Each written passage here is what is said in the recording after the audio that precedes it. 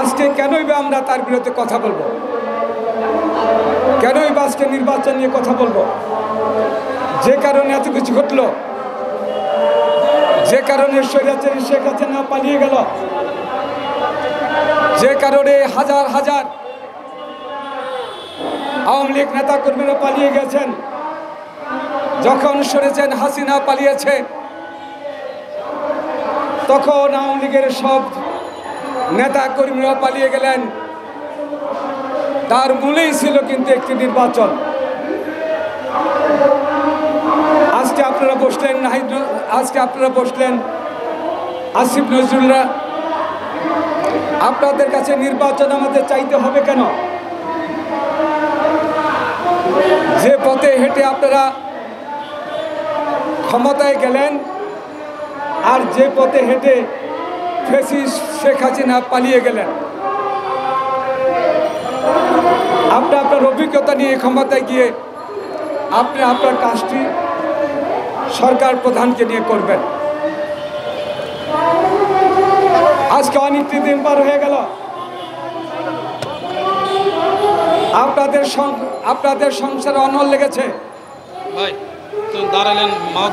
কুপথ অথবা কুরাস্তা, অবৈধ পথ, অবৈধ শাসন, কারো জন্য শান্তির পথ বয়ে আসে না।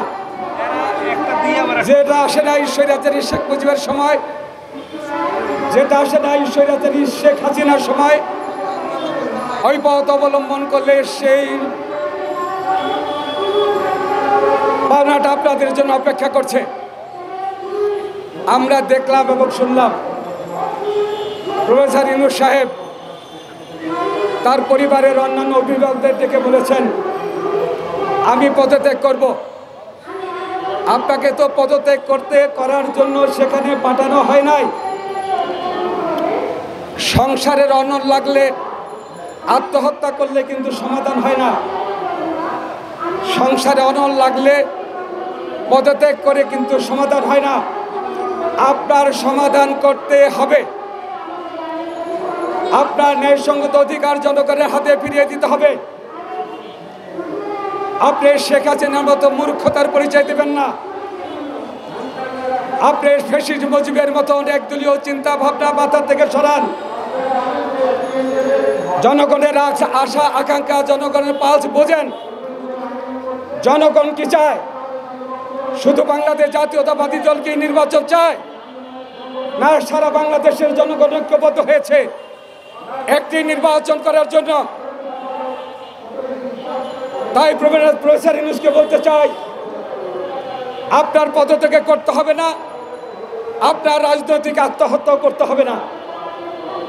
সমাধান একটা মাত্রই পথ, সেটা হলো নির্বাচন। সমাধানের একটি মাত্র পথ, জনগণের আশা আকাঙ্ক্ষা বাস্তবায়ন করার জন্য। এই আশা আকাঙ্ক্ষা বাস্তবায়নের মধ্য দিয়ে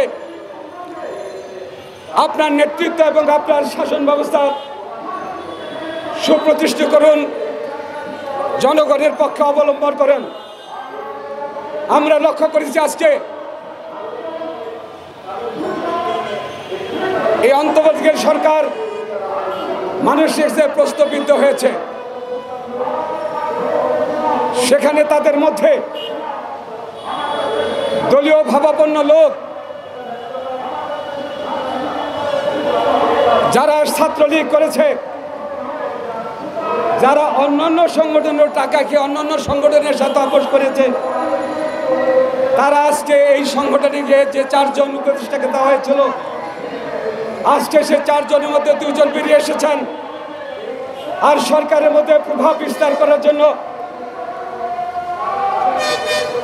জনগণের অধিকারকে ক্ষুণ্ণ করার জন্য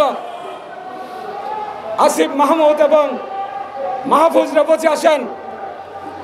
এরা এদেশের নিরপেক্ষ নয়, এরা একটি ফ্যাসিস্ট আরেকটি সরকারের আদর্শ বাস্তবায়ন করার জন্য ইউনূসকে প্রশ্নবিদ্ধ করছেন। তাই তাদেরকে প্রত্যাহার করুন। প্রফেসর ইউনূস, আগে আপনার ঘরের মধ্যে থাকা যারা ঘুপড়ি মেরে আওয়ামী আদৃশ্যিক সৈনিক হয়ে তারা আবার এই ক্ষমতায় এসেছেন, ওই ঘুপড়ি মারা ওই তত্ত্বাবধায়ক এই আন্তর্জাতিক সরকারের দুইজনকে আপনার এই সরকার থেকে বিতাড়িত করেন, বাইর করেন, বের করে দ্রুত একটি নির্বাচন দিয়ে আপনি আপনার